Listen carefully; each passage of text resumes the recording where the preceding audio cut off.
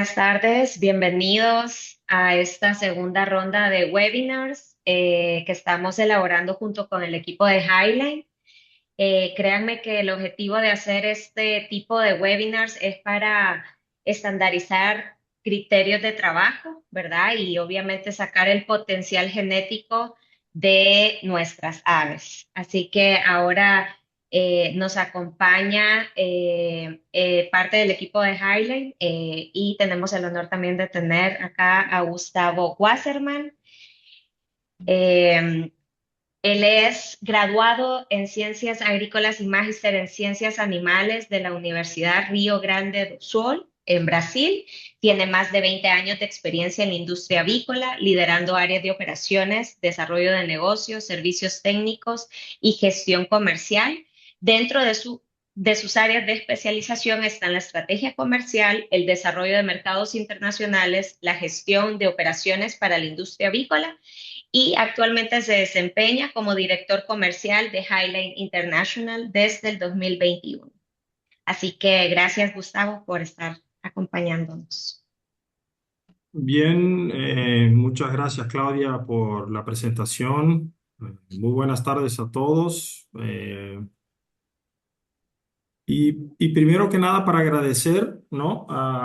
Porque nos estén acompañando esta noche, esta tarde y noche, por hacerse un espacio para estar aquí con nosotros. Un gusto poder compartir junto con el grupo de Criaves, que tan cercanos somos y tanta historia tenemos, y obviamente con tantos clientes y amigos de Centroamérica. Eh, bueno, como siempre, la idea de este encuentro es compartir información, intercambiar experiencias y sobre todo seguir manteniendo este contacto cercano, que para nosotros es tan importante. Que acuérdense que toda esta retroalimentación que tenemos nosotros de los que están en la punta trabajando definitivamente con el producto son los que nos alimentan los caminos del programa genético, ¿no? Entonces esperamos que sea una sesión útil, interesante, que puedan llevarse buenas ideas para aplicar en el día a día. Eh, Así que nuevamente muchas gracias por estar aquí, sean todos muy bienvenidos. Esperamos que disfruten mucho el webinar y bueno, me toca devolverle la palabra a Claudia, pero antes quisiera aprovechar para también compartir muy brevemente algunos aspectos de su trayectoria profesional que ustedes ya seguramente la conocen, pero Claudia es ingeniera industrial con especialización en finanzas, un máster en Business Administration, es gerente comercial en Centroamérica, responsable por la venta de pollitas ponedoras y pollitos de engorde para Vitali, alimentos, más de 8 años en la industria avícola, más de 7 años de experiencia en trade, marketing, business intelligence con enfoque en promoción, en PDB, análisis de KPIs y ejecución comercial. Así que, Claudia, te devuelvo la palabra y otra vez más, muchas gracias por el tiempo que están dedicando así a estar con nosotros esta tarde. Gracias, Gustavo. Ok, vamos a hablar brevemente, a reforzar. Esto es algo que ya habíamos visto en los webinars anteriores, pero para los que se nos unen por primera vez, reforzar un poco cómo está la estructura de servicio técnico para la región. El doctor Manuel Morán, que ustedes, pues, la mayoría de clientes ya lo conocen. Él está como nuestro asesor responsable, ¿verdad? De toda la parte de servicio técnico y de preparar, pues, también a las nuevas generaciones. En Guatemala tenemos a la doctora Alejandra Molina y al ingeniero José Roberto Morales. En El Salvador y Honduras estamos con el ingeniero Wilfredo Martínez y en Costa Rica y Nicaragua estamos también con la ingeniera Daniela Quiroz. Con ellos, hoy por hoy estamos llevando, aquí está más gráfica, cómo estamos llevando la atención de servicio técnico. Ellos son, digamos, nuestro primer punto de contacto, ¿verdad? Para cualquier duda, para cualquier problema, pues que ustedes puedan estar teniendo en sus granjas. Estamos siempre a sus órdenes y cualquier tema que necesitemos igual apoyo un poco más especializado, ¿verdad? Aparte del de nosotros, nosotros también buscamos los caminos y tenemos ahí el apoyo de la genética también directa para estar siempre actualizados y poder resolverle ahí a todos el tema de su duda, ¿verdad? Así que esto es para que quede claro. Eh, Vamos a tener ahora en la parte de preguntas y respuestas a la ingeniera Daniela Quiroz. Ella es ingeniera agrónoma zootecnista, MSc en nutrición animal y agronegocios, asesora técnica en criaves para Costa Rica y Nicaragua. Tiene amplia experiencia en el liderazgo técnico y nutrición avícola en Igusol Advance, Walmart, Centroamérica, Big Dutchman, Dos Pinos y Copagro, y más de 8 años en avicultura y nutrición avícola. Ella nos va a estar ayudando y también la doctora María Alejandra Molina, médica veterinaria especializada en avicultura, diplomados en patología aviar, coccidiosis y nutrición avícola, asesora técnica en criaves para Centroamérica, actualmente cursando un MBA en dirección de proyectos y tiene también experiencia en Comaimas, Tagri y Fibro. Ellas nos van a estar ayudando en la parte de preguntas y respuestas y el día de ahora nuestro ponente es el doctor Dylan Serrán. Él es médico veterinario zootecnista, especialista en producción animal, máster en nutrición animal, gerente de nutrición LATAM, Canadá y España en Highline International y tiene experiencia en genética avícola, incubación, reproductoras, broilers y ponedoras comerciales. Así que, Dylan, bienvenido y te dejo aquí acá.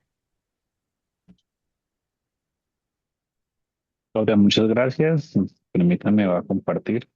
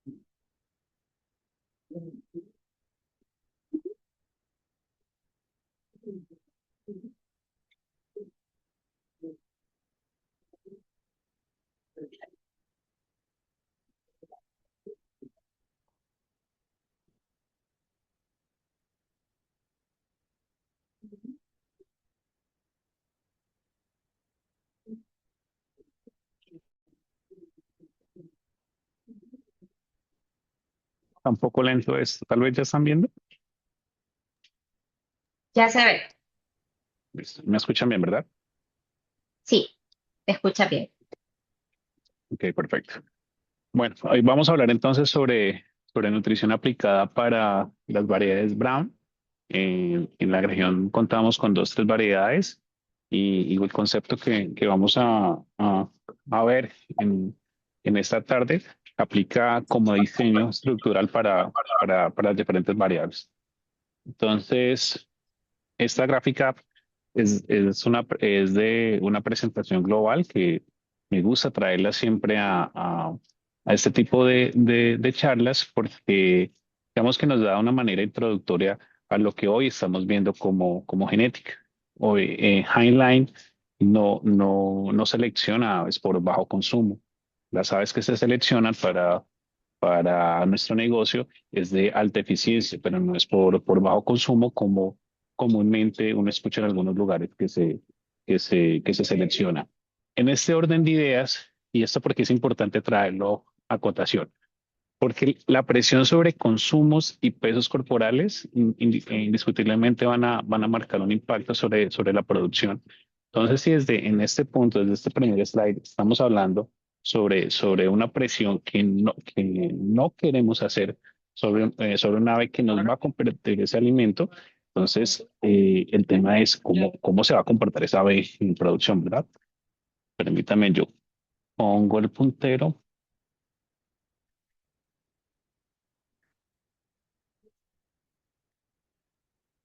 y enseñarlo mejor. Listo. Tras cada generación, ya no estamos esforzándonos en tener picos más altos productivos o aves más precoces. Realmente el esfuerzo de la genética es hacia aves con una mayor persistencia y un ciclo ya no en 80 semanas, sino 100, 105, 110 semanas, como ya tenemos algunos clientes en un ciclo único, sin pelecho, sin emplume. Acá viene otro punto que hay que tener en cuenta para lo que vamos a hablar un poco más adelante, y es el tema de la modulación de este peso de huevo en las diferentes semanas. Vemos que en la, pero yo quito esta acá, que no me deja ver. Listo. Vemos que para la semana 22, guía o en cada versión de guía, el peso de huevo hacia semana 22 viene mejorando. Hoy vemos una ave brown que nos está entregando un huevo comercial más rápido, a semanas más tempranas, y modulando ese peso de huevo promedio hacia el ser de la semana 80. Aquí no estamos hablando de 100 porque recuerden que hace unos años no teníamos esa referencia 100 semanas, sino 80. De todas maneras, aquí nos sirve como ejemplo y vemos entonces cómo se ha entregado un mayor tamaño de huevo iniciando producción y se ha venido controlando ese tamaño de huevo en cierre de ciclo, buscando mitigar problemas de mortalidad, prolapso, calidad de cáscara y demás variables que todos conocemos en campo. En este orden de ideas, em, traigo al caso el punto de que no solamente operarios, también esto va para técnicos, gerentes y demás personal que está en las diferentes empresas y es sobre siempre hacer lo mismo, ¿verdad? Eh, y en este caso, eh, la genética es muy dinámica y la genética es dinámica porque la industria es muy dinámica y ustedes ven que la necesidad de los clientes o el consumidor final va cambiando. Entonces, como va cambiando, la genética también se va moviendo y esta gráfica que ustedes ven al lado derecho, esta es una gráfica extraída de la presentación de nuestro genetista Luke Kramer y aquí lo que él básicamente enseña es que una característica influye sobre otra o varias características. Aquí traemos el ejemplo de número de huevos, peso de huevo, resistencia a la agricultura y consumo de alimentos. Entonces, el tema es como si solamente se seleccionara por alguna característica, en este caso hablamos de número de huevo, miren cómo el peso de huevo se disminuye drásticamente y así para las demás variables. Entonces, lo que se hace desde la genética es tener un balance entre cada característica para poder entregar ese producto. Entonces, aquí también me da pistas porque sí, yo veo que en cada generación hay una especie de balance entre las diferentes características.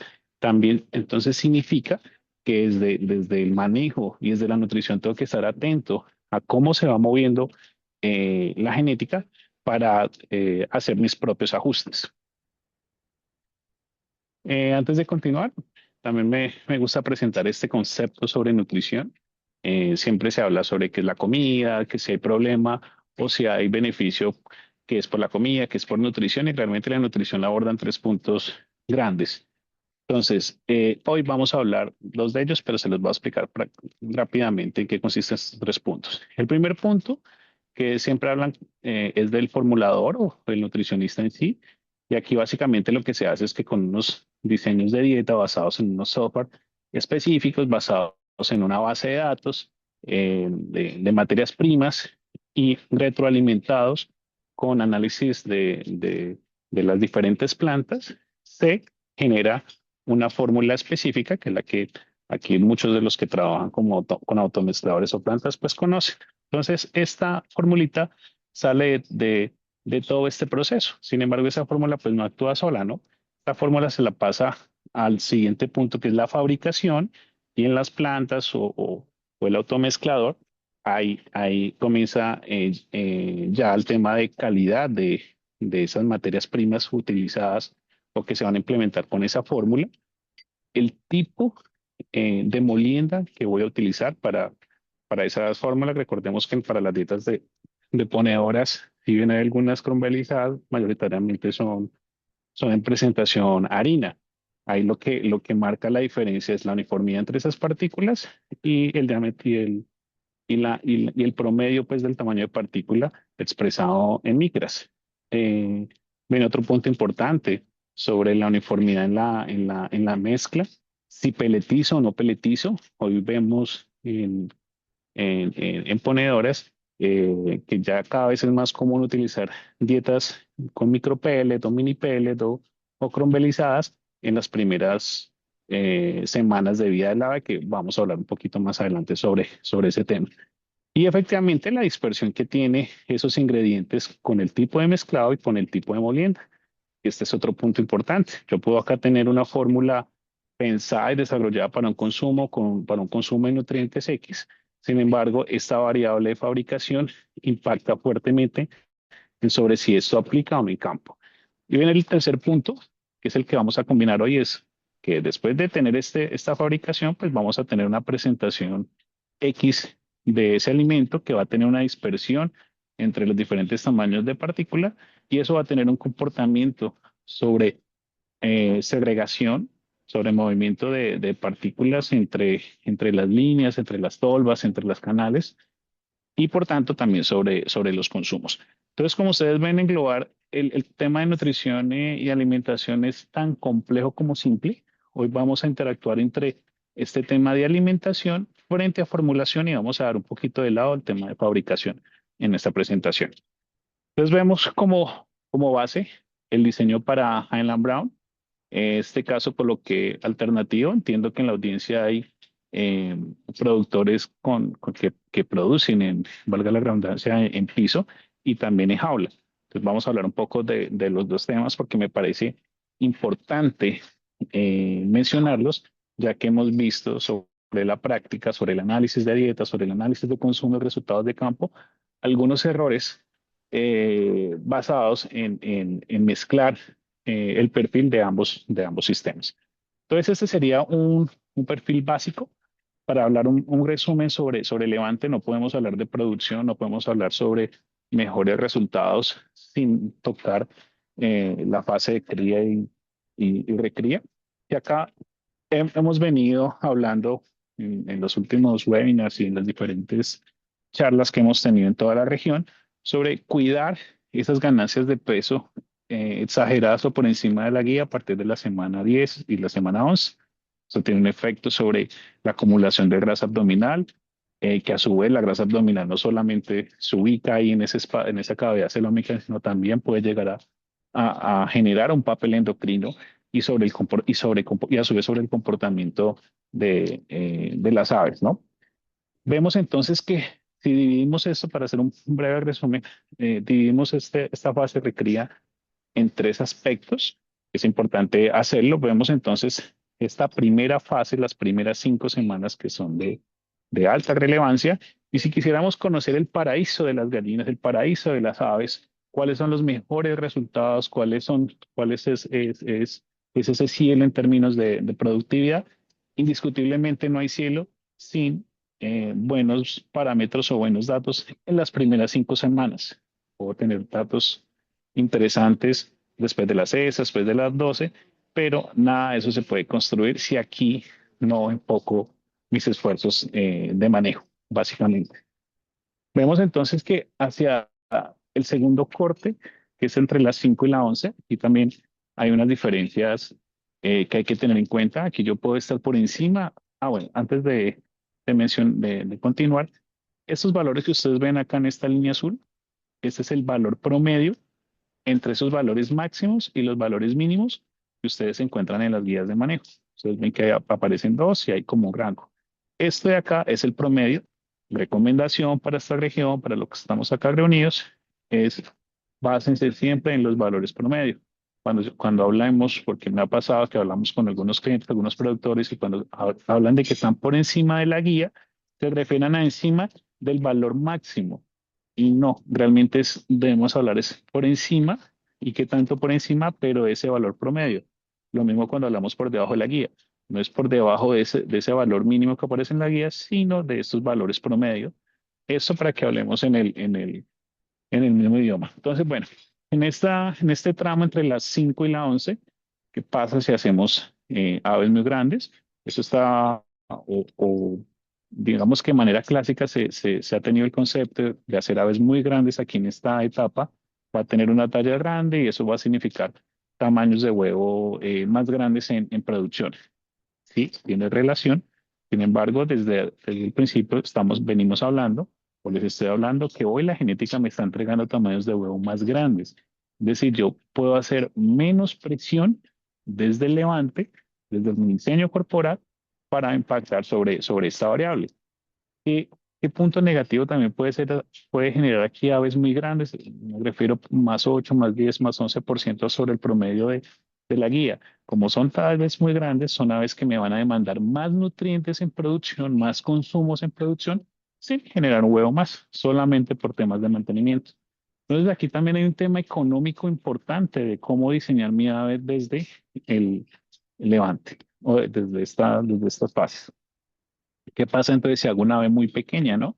Que puede decir el productor. O sea, hagamos una ave pequeña que no me coma tanto y que no me demande tantos nutrientes. El tema es que hoy con una genética que me está diciendo que me va a entregar un tamaño de huevo más grande, eh, perdón, ¿me están escuchando? Sonó como si se hubiera desconectado. Oh, sí, acá estamos. Se le escucha bien. ¿Sí? Ah, ok, perdón, listo, ok. Entonces, ¿qué pasa si tenemos una ave muy pequeña o generamos una ave muy pequeña en este segundo tramo? Pues estamos diciendo que me entrega un tamaño de huevo muy grande sobre las 22, 23 o en guía, que es un tamaño de huevo ya más grande. Estos 4 centímetros que yo espero que tenga de cavidad pélvica, pues puede ser insuficiente, o sea, no va a llegar a esos 4 centímetros, van a ser menos. Y el tema de distocia, prolapsos y más en lotes altamente desuniformes, pues va a generar problemas a muy temprana edad. Entonces, aquí el primer punto es, vayámonos en estándar, en esos pesos muy pegaditos a la guía, y más que eso, altas uniformidades. Pasamos entonces a la semana entre la 2 y la 18, en donde venimos diciendo, como fue con lo que arranqué, cuidemos esas ganancias excesivas de peso que no nos convienen. Cuando tenemos unas ganancias de peso entre la 2 y la 18 superior a la tendencia con la que venimos entre la 5 y la 11, básicamente vamos a tener aves gorditas, ¿no? Y si de pronto acá tenemos una desuniformidad alta o aves pequeñas y que después aquí cogen mucho peso, que es común, realmente no es lo normal, pero es común encontrarlo, vamos a tener entonces aves chaparritas, gorditas, y ya les había hablado sobre un tema de modulador del comportamiento en el tiempo. Cuando se acumula bastante grasa abdominal, entonces van a ser aves también de comportamiento un poco alterado. Eh, ya también previamente documentado. Entonces, el tema del diseño corporal es fundamental hoy a lo que queremos llegar como excelencia en parámetros y lo que hoy las empresas están buscando. Entonces, mensaje, cuiden los pesos corporales, sobre todo entre la 11 y la 17. Estemos con las ganancias y con el perfil de levante muy pegado a la guía. Solamente busquemos pesos altos aquí en estas primeras semanas.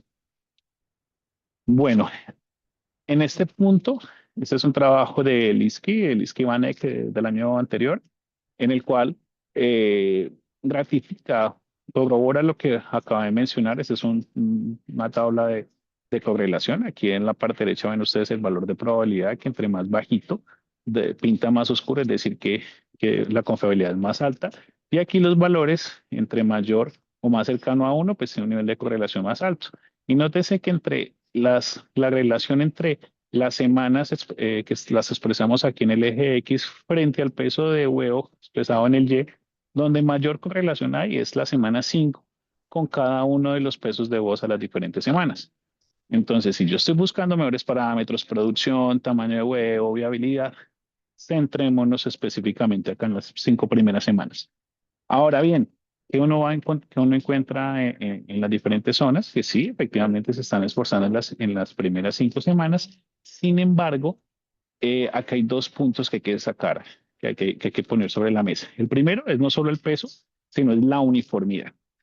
Y en este sentido, la uniformidad ha venido mejorando, podemos decir que no, con el cambio en la presentación de ese alimento. Hoy es común encontrar esos micropellets, mini pellets, dietas cromvelizadas y sí generan un efecto eh, positivo frente a lo que, por ejemplo, nos describe NIR en el 93, que es cuando damos dietas en harina, que tienen un consumo 1, un consumo 2, porque las aves son exploratorias, son granívoras, y bueno, esto tiene, no va a entrar mucho en detalle sobre esto, solamente que dando esas dietas peletizadas o en micropellet, sí me generan unos pesos más altos. El tema es la uniformidad, y ahí es donde tenemos que entrar a jugar con los temas de campo. Entonces, bueno, yo puedo tener la fórmula, digamos que clara, cumplir con el rango, 3000 en la dieta, tener inclusive proteínas acá más altas, llegando casi como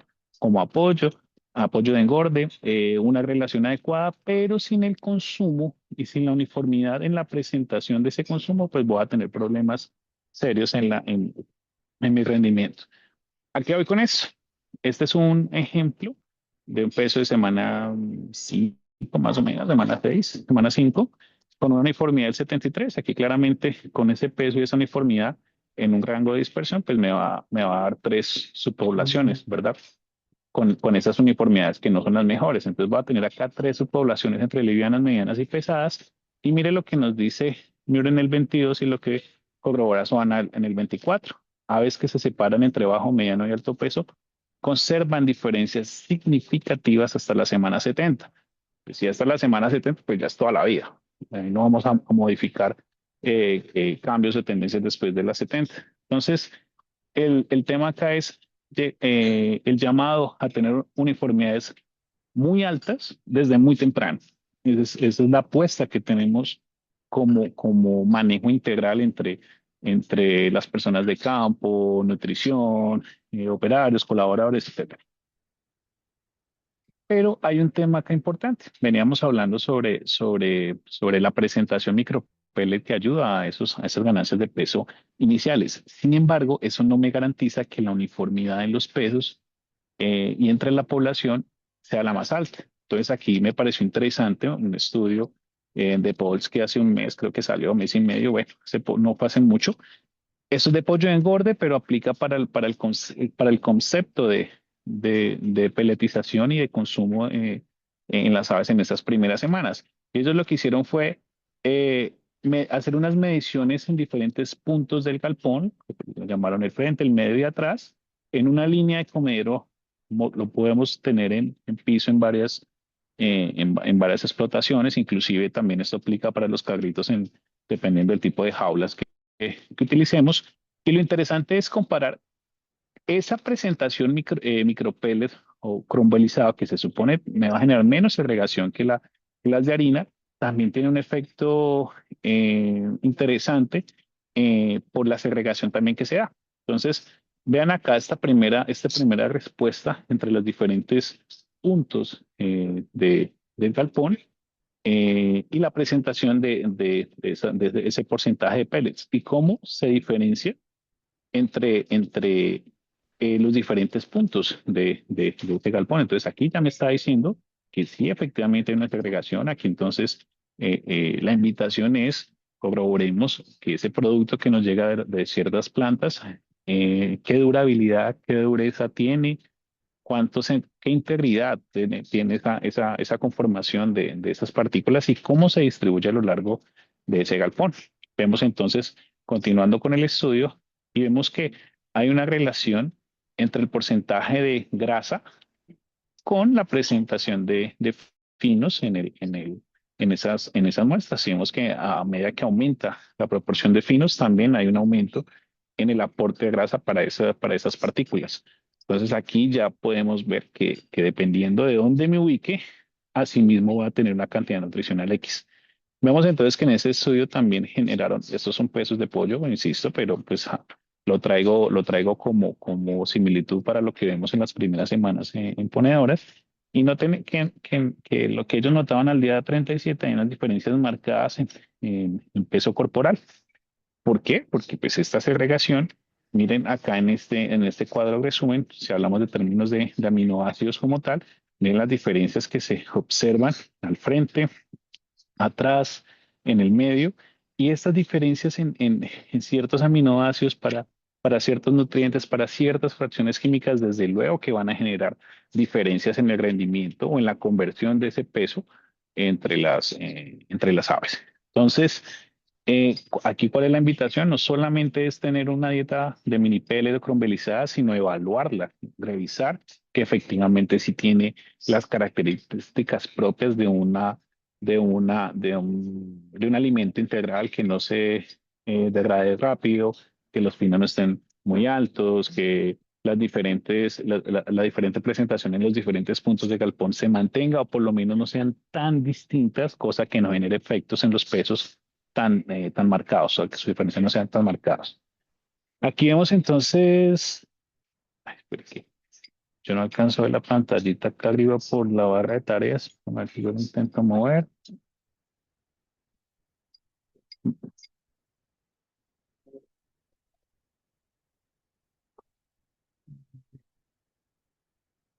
Yo intento quitar esto.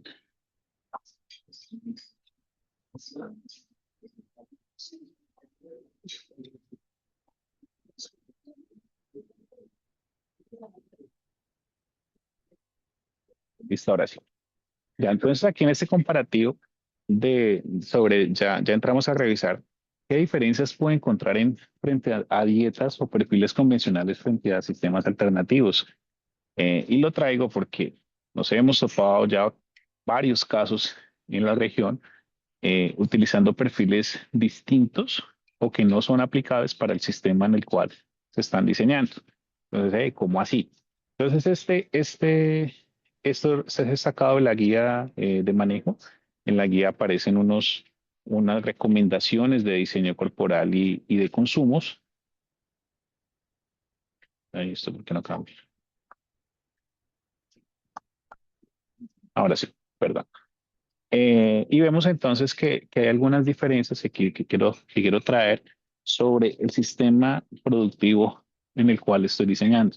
Entonces vemos, por ejemplo, para estos iniciadores uno y 2 cómo desde la guía a mí ya me están marcando, me están diciendo que hay unas diferencias hablemos, esto es lisina digestible, esto no es lisina total, ¿verdad? No con lo que hay.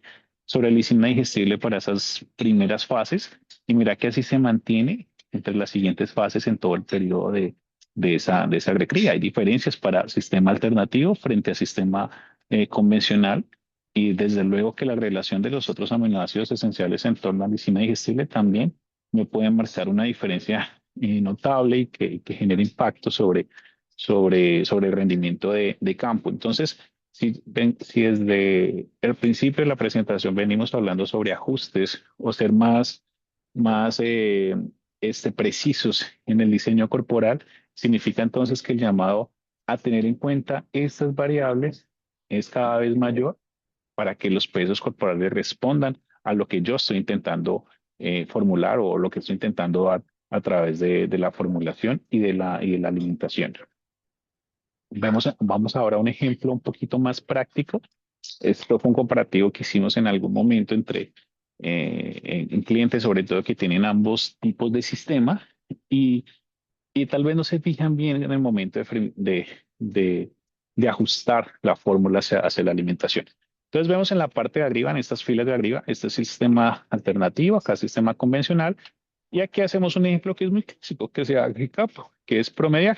Entonces a mí me dice que para las primeras 3 semanas, alternativo me exige alrededor de estos son los valores máximos en guía. Entonces puedo ponerla acá con 2.940 kilocalorías por kilo, en convencional 2.900, con lisinas digestibles de 1,05 y 1. Entonces, normalmente hace? Pues se promedia si tengo ambos sistemas. Y lo mismo para las siguientes fases, de 4 a 6, de 7 a 12. Hay algunas diferencias y normalmente uno ve que buscan ciertos promedios.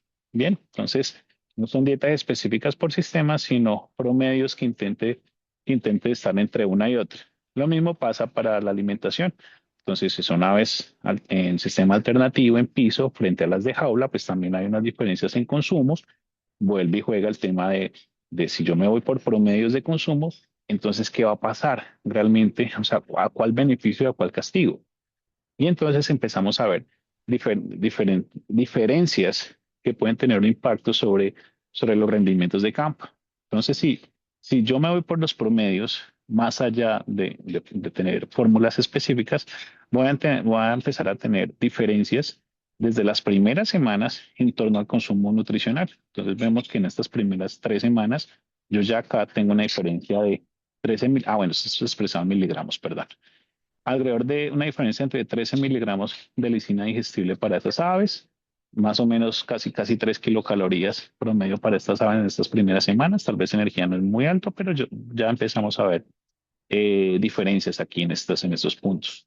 Para la semana 4 y 6, según guía, si aplico el mismo ejercicio y con las diferencias en consumo, ya voy a empezar a tener diferencias marcadas entre los consumos de requerimiento de lisina digestible frente a esa fórmula promedio que les vengo mencionando. Y vemos entonces que creo que el mayor desafío está entre esa semana 7 y 12 en sistemas muy ajustados puedo tener este déficit si me voy por promedios, que normalmente se ve en campo. O sea, acá se ven las dos opciones. Cuando pasa esto, o los excesos, que es yo me curo en salud y entonces aumento nutrientes, aumento energía, pero entonces nos vamos al otro ejemplo o al ejemplo previo que mencionaba sobre excesos de pesos, que entonces estén en más 5 más 10 más 12% en estas semanas, después acá entre la 3 y la 15 y que eso va a ser perjudicial para el desempeño o el comportamiento del lote. Entonces, como ven, el tema de consumo nutricional más allá de consumo de gramos nos invita a ser a ser cada vez más precisos, a saber, a entender, calcular y saber exactamente qué le estamos dando a nuestras aves en las diferentes semanas. Y esto en vista de que tiene un efecto directo sobre el rendimiento en campo. Aquí también, dependiendo de cómo yo esté formulando, hay otro fenómeno sobre apetito específico. Esas son aves y que ustedes pueden notarlo, los que ya llevan varios años con ese manejo, que hay una diferencia en la voracidad de estas aves. Hoy vemos aves que comen, realmente les gusta comer más, tienen consumos más altos, por eso ganan peso un poco más rápido y desde luego que convierten mejor. Sin embargo, cuando las dietas no están balanceadas, aparece un concepto que se llama apetito específico. Esto no es nuevo, esto ya está escrito por varios autores desde hace mucho rato y básicamente es encontrando ciertos nutrientes en la dieta, en el piso o en las plumas que aparentemente no encuentran pues en su dieta diaria. Entonces vemos ejemplos típicos que conocemos en términos de azufrados, términos de calidad de emplume por desafíos de azufrados, triptófano sobre comportamiento, segregación de partículas y un consumo bajo de triptófano tiene un efecto directo sobre comportamiento. Ustedes ya conocen que es precursor de serotonina y pues bueno, ahí tiene un efecto de comportamiento claro. Cuando tenemos dietas también bajitas en sal, acá también a veces se genera algunos comportamientos relacionados a picaje o a exploración en esos tallos perdón, en la base de estas plumas en donde esa sangre o esas sales ahí en ese punto es como es la forma en que sacian este déficit. Por eso inclusive uno encuentra en campo que muchas veces los mismos muchachos le aconsejan cuando estaban en granja me decían, no, darle 1 o 3 gramos de sal por litro de agua cuando tengan algunos comportamientos y en algunas ocasiones funcionaba. Entonces ahí uno empezaba a relacionar este tipo de déficit con la dieta. Y otro dato interesante es el término de fibra dietética o indigestibilidad de algunos ingredientes que tienen su función sobre el comportamiento. No me voy a tener mucho acá porque tengo un slide para este punto, entonces más adelante lo vuelvo a mencionar. Aquí hay otro punto entre relacionar ambos sistemas. Vemos entonces aquí en la parte superior que para sistemas convencionales, es decir, jaulas, los promedios de consumo son alrededor de 114 gramos. Sin embargo, para las cage free serían alrededor de casi 120 gramos en estas aves en piso. Vemos una diferencia ya de más o menos, o un aumento de alrededor de 4,6% de consumo de alimento. Sin embargo, si me pongo a fijarme en términos, hablemos aquí solamente para medicina digestible, vemos entonces que el aumento en requerimiento es apenas del 2,25%. Entonces, si yo utilizo una misma dieta, eh, le voy a subir por demanda 4,6, pero realmente la diferencia es de 2,25 con requerimiento. Entonces, empiezo a dar más consumo del que es, o si formulo con otra, entonces voy a estar en déficit. Entonces, ese es el punto, ese es el llamado a saber si mi fórmula y sobre si mi aporte nutricional es coherente con mi sistema productivo. Y desde aquí ya hay que empezar a hacer perdón, los ejercicios de campo. Entonces, ven acá, aquí ustedes pueden notar ese numerito que aparece acá, es consumo de lisina digestible día, ave día, y las diferencias que hay entre el tipo de sistema. Y otro punto importante es que ahora, o las recomendaciones o los mejores resultados que estamos viendo en nuestras revisiones son descensos menos fuertes a lo largo del ciclo. Ya les voy a mostrar entonces cómo se haría más o menos un corte de esta naturaleza. Entonces acá eh, nos gusta hablar sobre temas de masa. Eh, Perdón, ¿cómo vamos de tiempo? Es que yo me pongo a hablar y ¿me pueden decir? Vamos ¿Estamos bien, bien de doctor. tiempo o Ahorita me puedo morar? llevamos 45 minutos. Uy, listo, dale. Entonces voy a acelerar un poquito. Aquí entonces vemos como un ejemplo práctico, estimar mi productividad basado en masa más que en peso de huevo o en de producción. Vamos a con la masa, pues básicamente multiplicar peso por producción. Aquí estandarizo mis valores y sobre eso monto mis cortes. Entonces, ¿en qué momento hacer esos cambios respectivamente? Entonces, acá hay algo interesante porque uno encuentra muchos productores que dicen, mira, a mí me va muy bien con una dieta o solamente con dos dietas porque cuando hago los cambios, la producción se me cae o mis aves son demasiado productivas y entonces me da susto cambiar las dietas o encuentro que cuando no la cambio, inclusive aumenta la producción. Bueno, encuentro uno muchos casos. Y en ese orden de ideas sí, ahí parcialmente sí se tiene la razón. Y aquí la invitación es no a cambiar tanto por edad cronológica como aparece, nos recomienda en sí la guía, aunque la guía, o sea, la guía es una guía, pero en la guía también aparece un cambio por productividad por tamaño, por peso de huevo, por producción. Entonces, es fácil estimar este valor de masa de huevo y hacer los cambios según la producción lo indique, no la edad, ¿vale? Entonces, aquí ya cambia el concepto. Entonces, si yo hago los cambios referente a mi productividad, yo estoy dándole al AVE el requerimiento que en la que está, sin importar la edad. Entonces, yo puedo durar con un fase uno que me pueden decir que por allá se debe cambiar a la semana 35 y probar divinamente con esto hasta la semana 60, 65. Hoy vemos lotes demasiado productivos, vemos lotes a la semana 70 aún sobre el 90, 91%, con tamaños de huevo interesantes, es decir, con masas de huevo altas, que lo que me dicen es no cambie la dieta. Sin embargo, esto tiene una connotación. Entonces, yo me puedo mover en términos de consumo nutricional, dependiendo de mi sistema, obviamente, si estoy hacia peso, bueno, este es otro punto, ¿no? Una cosa es el sistema, otra cosa también es objetivo productivo. Si yo me voy a pesos de huevo, yo estaré buscando muy cerca de 890 miligramos de lisina digestible como consumo o como zona de pico. Y si es número de huevos, pues que esto también está relacionado al programa de luz, desde luego pues no desperdiciaría muchos nutrientes si mi objetivo no es peso de huevos, sino número de huevos. Entonces me iría un poquito más bajo. Ya definiendo este pico nutricional, sobre ese empiezo a hacer los descensos, que como ustedes ven, no son fuertes como veíamos en años anteriores, son un poco más pausados. Y bueno, ¿y qué recomienda con el término de energía? Esto solamente es un ejemplo Ustedes ven en las guías que los rangos son amplios y son amplios porque es que el requerimiento energético depende bastante de mi desafío, de mi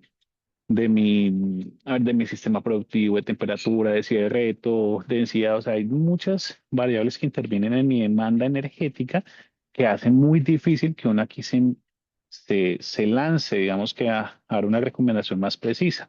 Tal vez uno sí es un poco más osado en dar recomendaciones en torno a los aminoácidos, pero con energía creo que hay que ser un poco más prudentes en ese sentido. Entonces venimos hablando de que las fases uno las cambia en torno a la productividad. Sin embargo, cuando hablamos de minerales, esto sí va ligado a la edad. Entonces por aquí colocamos un cuadrito lo aparece también en la guía. Entonces el tema de cómo cambio mi alimento y cómo me voy es la combinación realmente entre estos dos.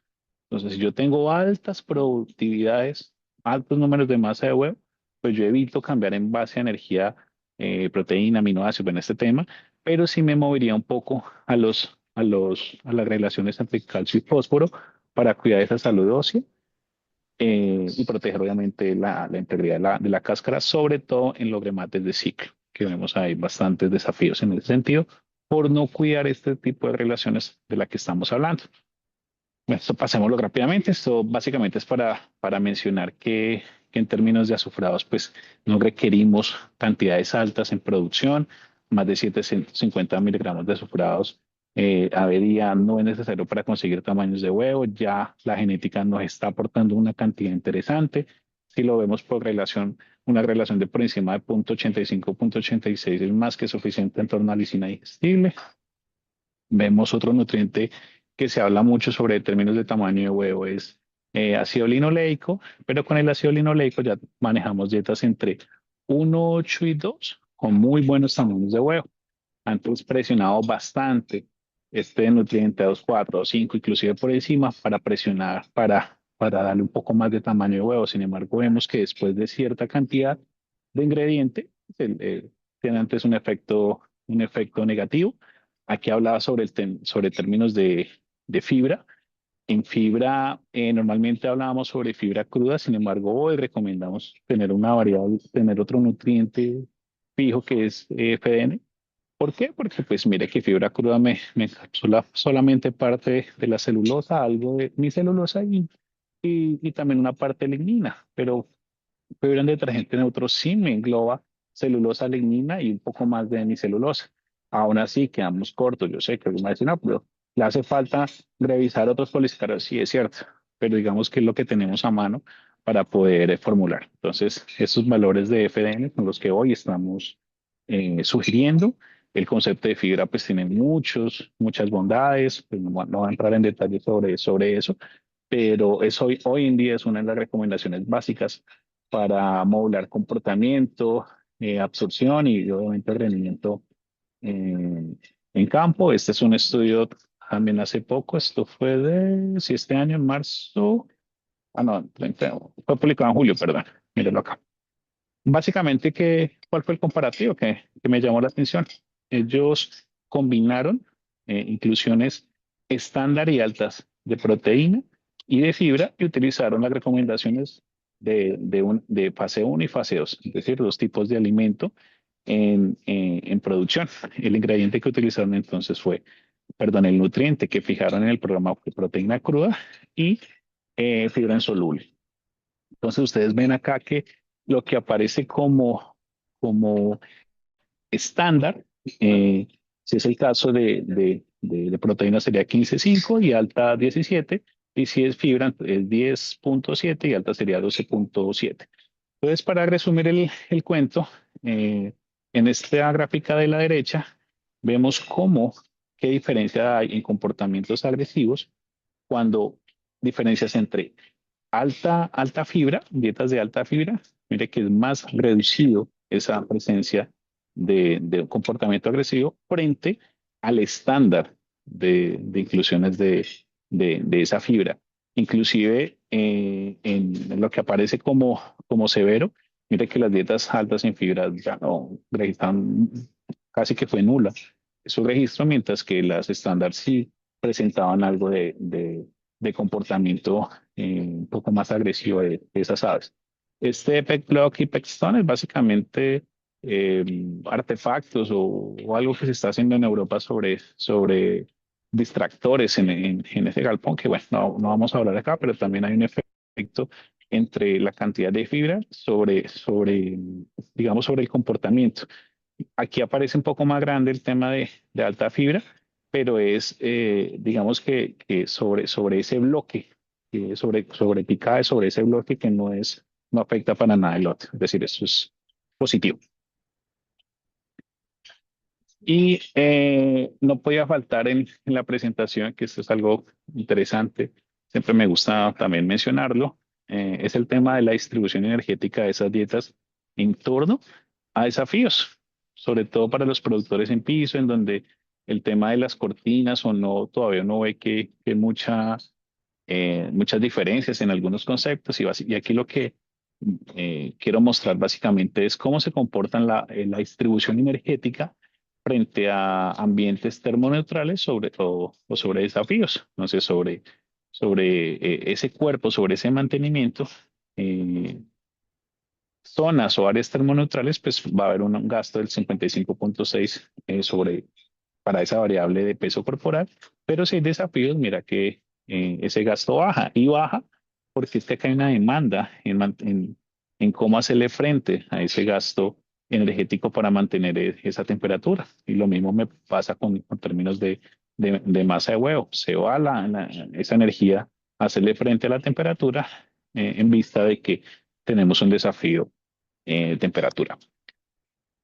Para terminar, ya este es un ejemplo clásico que utilizamos en presentaciones. Este es un ejemplo que se lo de Víctor hace algunos años que me llama mucho la atención y es básicamente comparar las demandas energéticas frente a diferencias en pesos corporales teniendo las mismas características de ambiente o de requerimientos. Me explico.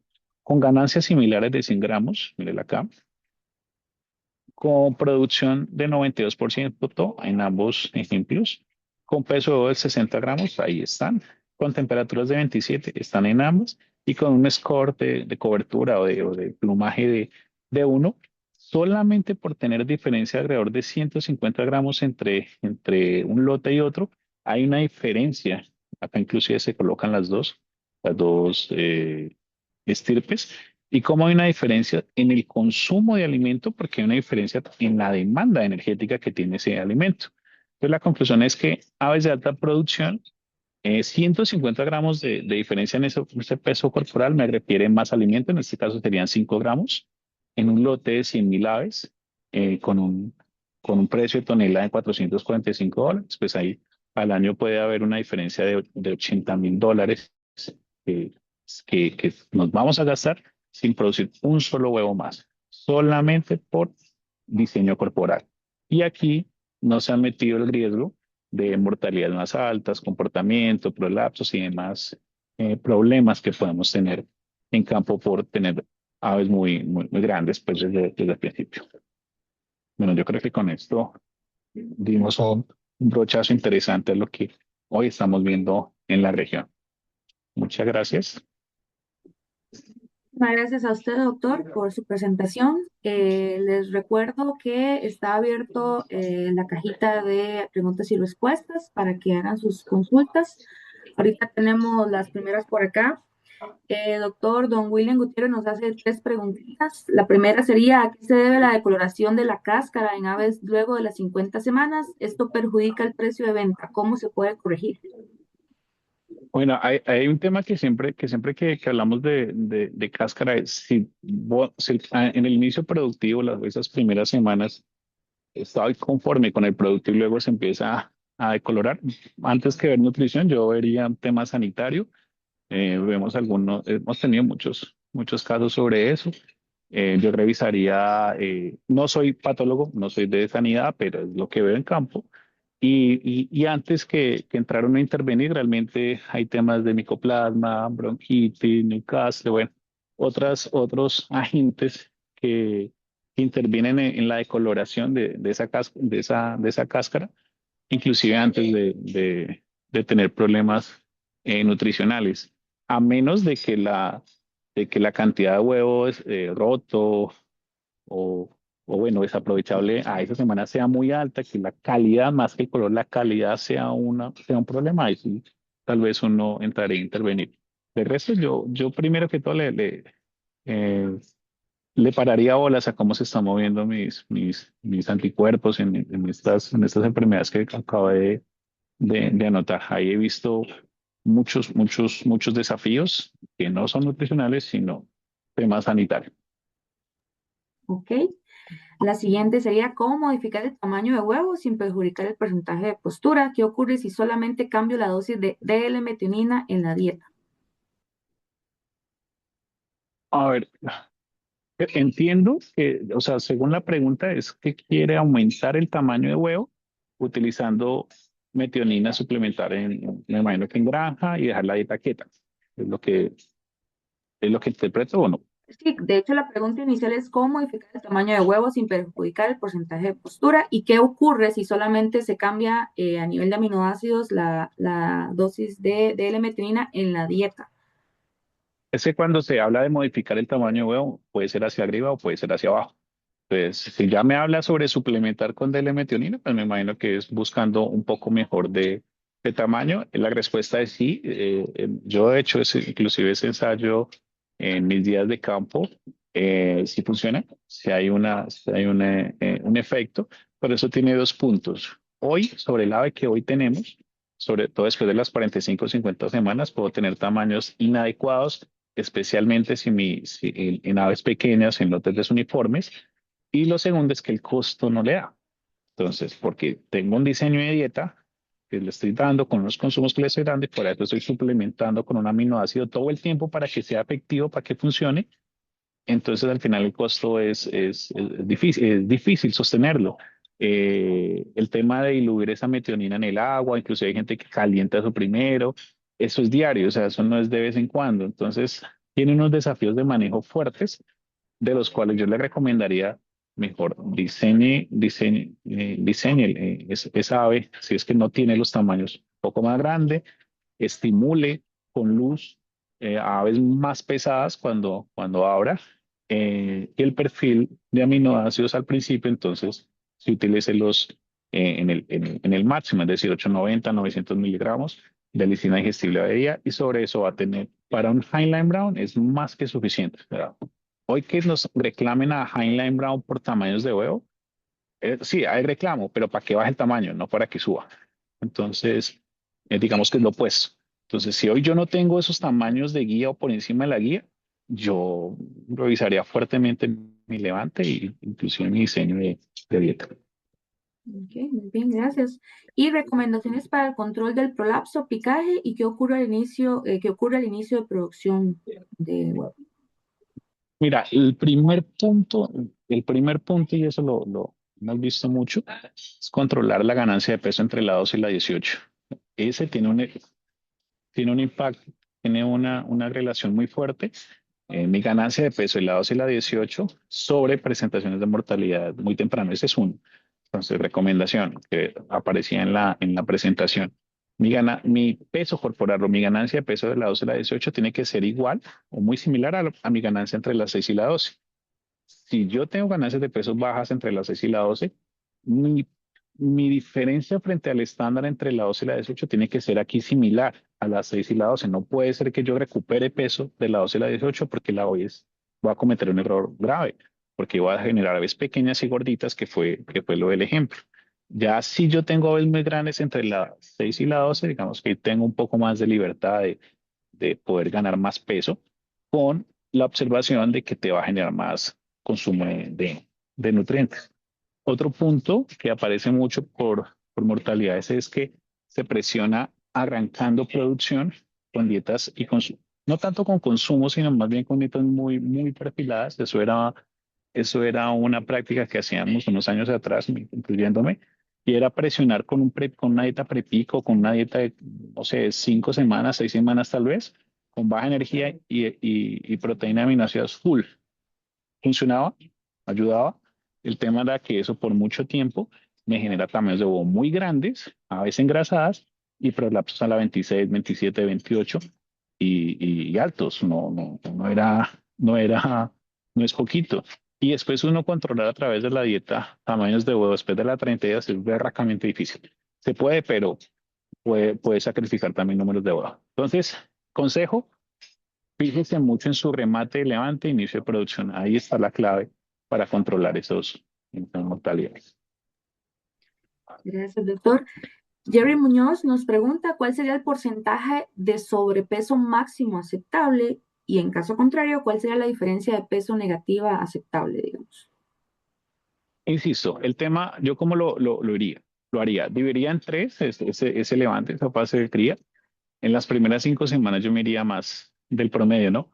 Más 5, más 8, más 10%. Hemos visto lotes que muy buenos, pero más que el peso es la uniformidad. Uniformidad tiene que ser alta sí o sí desde el principio, o sea, tiene que ser alta.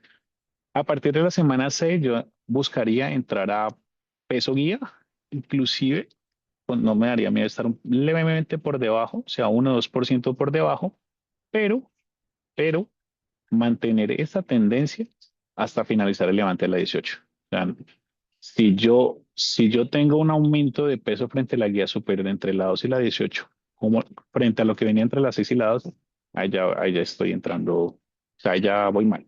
Entonces tengo que tener esa misma. A mí lo que me marca la tendencia de la 12 a la 18 es cómo construir la 6 a la 12. ¿Sí? Básicamente ese es el punto. ¿Por qué es tan fácil ganar peso a la 12 y la 18 y quedamos mucho en campo? Como anteriormente costaba un poquito de trabajo, a pesar de que la guía nos decía que había que diluir las dietas, pero como ahí se aplican las oleosas, hay manejos, hay cantidad de cosas, una formulación de nutrición se curaba de salud y presionaba las dietas para que, a pesar de los manejos, diera peso. El tema es que hoy, como han habido mejores manejos, se han unido vacunas, ya no hay despiques tan cerquitas a esa edad, se implanta, bueno, hay una cantidad de cosas que se han venido mejorando. Los pesos entre la 2 y la 18 se han disparado, cosa que no veíamos antes. Y entonces lo que vemos ahora son a veces engrasadas muy rápido con mortalidad muy temprana. Entonces, eso es lo que hoy tenemos que cuidar. Ok, y bueno, hablando del despique justamente, Moisés Hernández nos consulta qué resultados nos da despicar entre 6 y 8 semanas.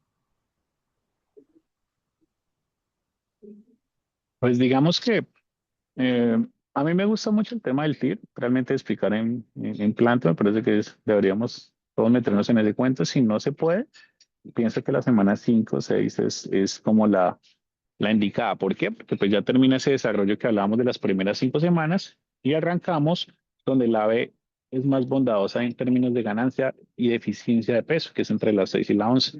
Entonces, esta sexta semana me parece que es adecuada. Sin embargo, ahí tendría, me apoyaría en algunos aditivos, temas de que no sienta dolor el ave, entonces hay unos aditivos para eso, temas de vitaminas, bueno, hay algunos manejos alrededor de ese punto para mitigar el efecto nocivo y que la recuperación de consumo y peso no sea más de semana y media, una semana tal vez. Alimentos en harina que me ayuden a consumir, no dejar que pele en ese punto. O sea, hay una estrategia de manejo alrededor de esa semana que es la que me determina si es efectiva o no. Yo estoy de acuerdo con la semana. De las 5 y la 6 me parece que para mí es un buen tiempo. El tema es mi manejo alrededor de esa para que mi caída de peso y consumo no sean fuertes y no se demoren. Perfecto, muchísimas gracias, doctor. Siguiendo con las preguntas, aquí preguntan, en sistemas alternativos y convencionales, ¿cuántas semanas se recomienda el uso de pellet? Mira, el pellet en promedio lo que hemos visto son 2 semanas, más allá de 3 semanas, creo que ya es muy difícil que alguien lo tome. Básicamente es para acostumbrarlas a que coman, a que gane peso esas 3 primeras semanas. Vemos pesos de 80 gramos ya la primera semana, 82 gramos fácilmente. Antes no pasaban de 68, 69 con presentación en harina. Entonces vemos o sea, a mí quien me determina eso son mis ganancias de peso. ¿Yo qué buscaría o qué haría?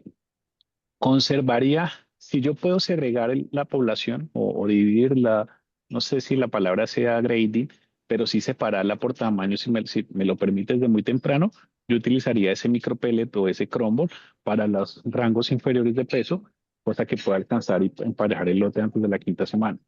que de hecho es una práctica que he visto que la hacen. En cuanto a lo mínimo, yo diría que 2 o 3 semanas estaría súper bien. Perfecto.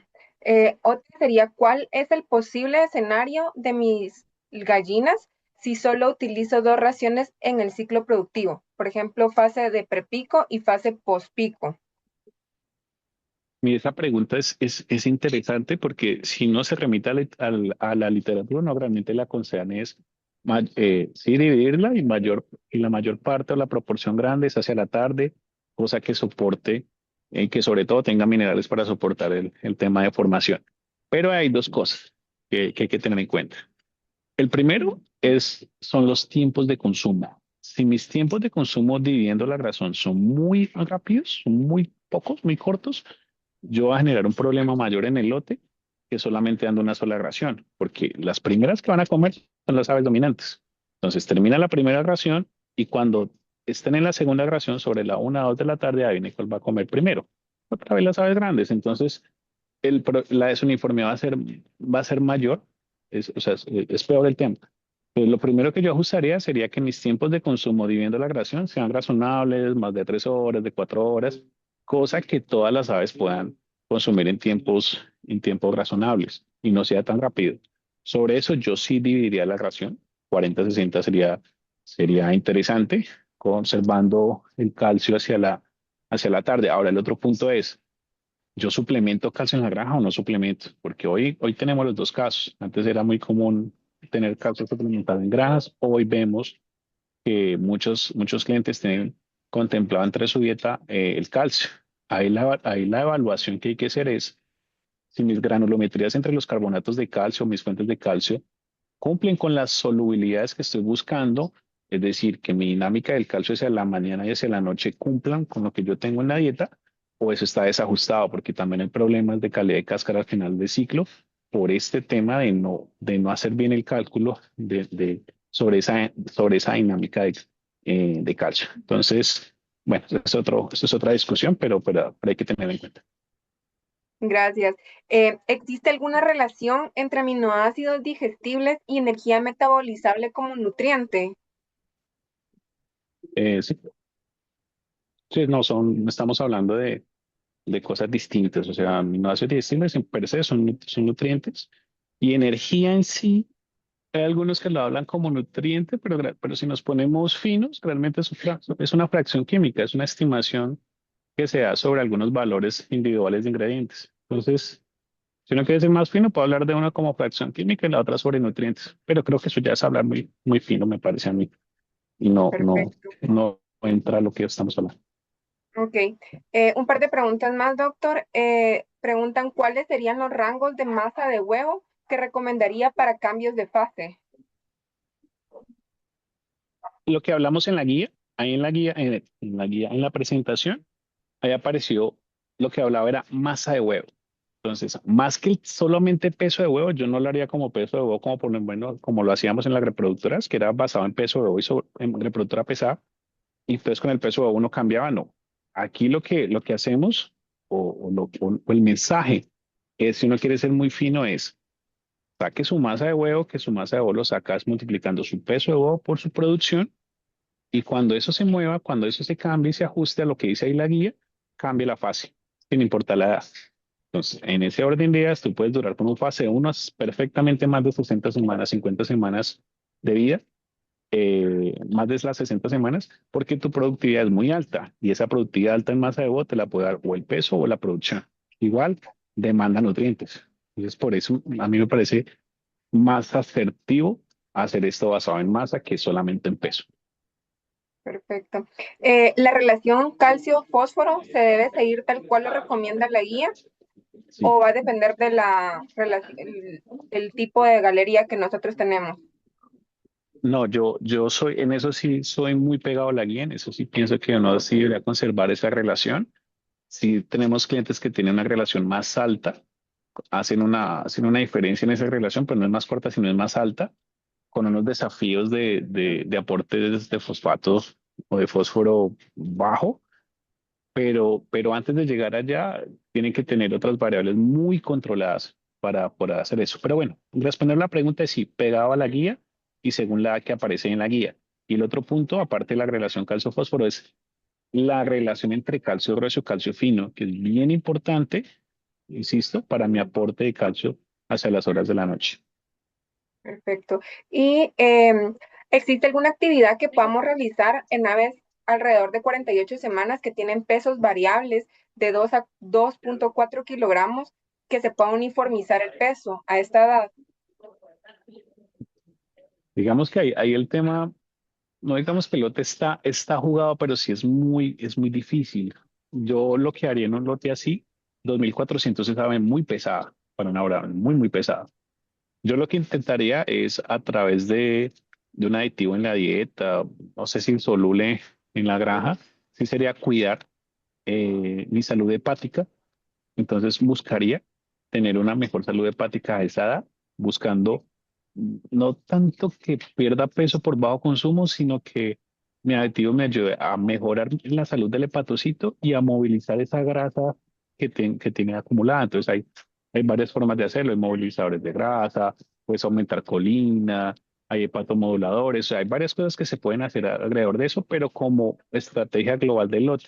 Porque ahí separar las aves, pues es estresar, o sea, ahí es muy difícil ya separar y recuperar uniformidad, o sea, ya lo hiciste. Entonces, ahí lo único es estrategias basadas en proteger esa salud hepática y movilizar la grasa. Creo que es lo más importante. Para aves de 2,4 kilos, sí. Urgente. Perfecto. Bueno, muchísimas gracias, doctor Dylan, por su intervención, por estar abierto a todas las respuestas. Agradecemos la participación de todos los que nos acompañaron. Por favor, les recordamos que el día jueves vamos a tener otra disertación por parte del doctor Ubaldo Patiño, dirigida a...